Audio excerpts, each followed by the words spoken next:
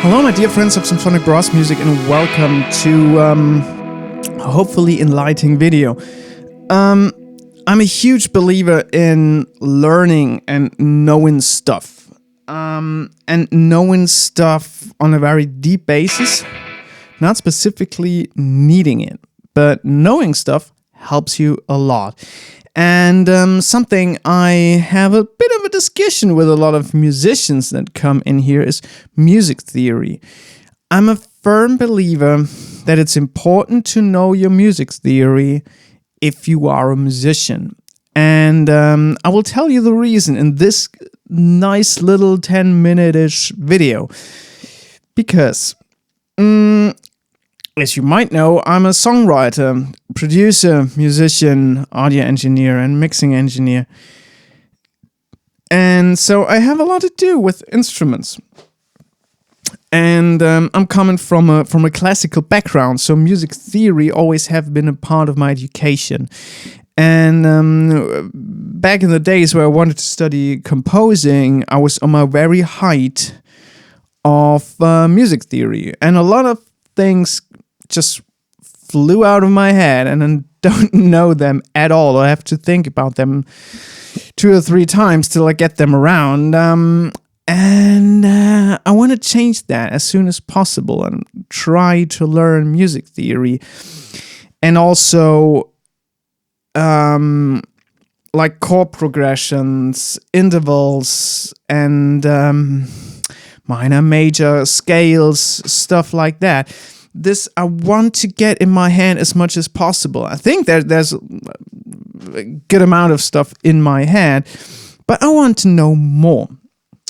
And the reason being is that I want to be able to get ideas out of my head as soon as possible without thinking or trying stuff out too much. So for example, if a band is coming and says, can you play an organ part on that bridge thing? I'm like, yeah, sure, can do. Just tell me the chord progression, I will go from it. So I write down the chord progression, and as soon as I see the chord progression, I know how many B's, what's flat, what's sharp, what will be in a sus 4th chord, what will be a 7th, what will be a 9th. I know all that, and I also have this thing in my head. I hope I get the translation right, that you don't play, that you don't jump in octaves and fifths, that you don't move fifths around. I hope you know what I mean. And I know that because I learned that quite hard from my teacher back then. And there's a reason, because it sounds boring as shit. I mean, obviously on a guitar power chord, this is something different because this is actually what you do on a power chord, but this is something different. If you do it on keys and string arrangements, best example, if I write string arrangements, I try to avoid these parallel movements just to make the strings more interesting. And I had a band in a few years ago. I don't know the name, doesn't matter. And the keyboarder didn't know music theory that well. And so everything he played was a bit boring. I was like, why do you play these boring things? Yeah, well, I'll play this chord and I'll play that chord and I'll play that chord. And it was all in the standard configuration. And I was like, yeah, but why don't you change that? You could play these in a different way and then include a sus4 just to make it to build on pressure, and then you release it on the first chord on the root note again. And he was like, why do you know this? And I'm like, yeah, I learned music theory, and this is something basic you learn from the very beginning. And yes, I will do music theory videos on that channel. So if you know all that, you will be able to write stuff which is a bit more advanced. And I always say a band sounds like school band-ish or garage band-ish when I describe a band where the songwriting is just so basic that it doesn't sound any particularly good. Depends on the genre. Yes, I know if you're doing punk music, that's exactly what you should do.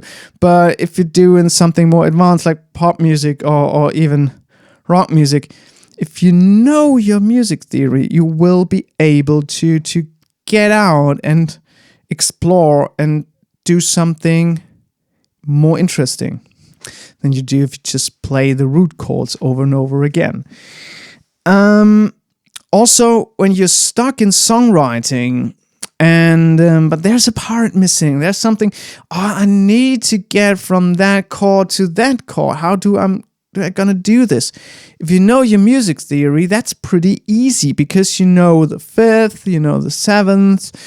You can do the sus4-3 and then back to the root on the fifth chord, and stuff like that. You know what's natural minor and the other one, forgot the name. You know it. Leave a comment down below.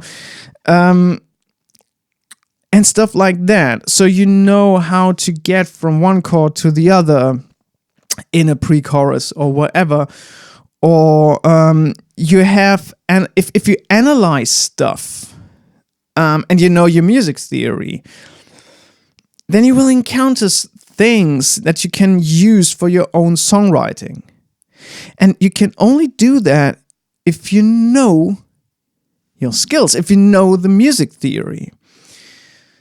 So please learn that. I will try to do a lot of videos in English on this channel regarding music theory. There are some in German, which are pretty rubbish because these being the first videos I ever did on this channel. I will try to make them over again, but it's quite hard to get this all hooked up with a piano and where the camera is looking good and stuff. I will try my very best to do this. And I will do exactly this video regarding audio engineering as well. I hope that's been a bit helpful for you. If you like these kind of videos, just hit that subscribe button, leave a comment if you have any particular questions, and if you want to support me, there's a Patreon link down in the description below or on screen now. Thanks very much for watching. See you soon. Bye bye.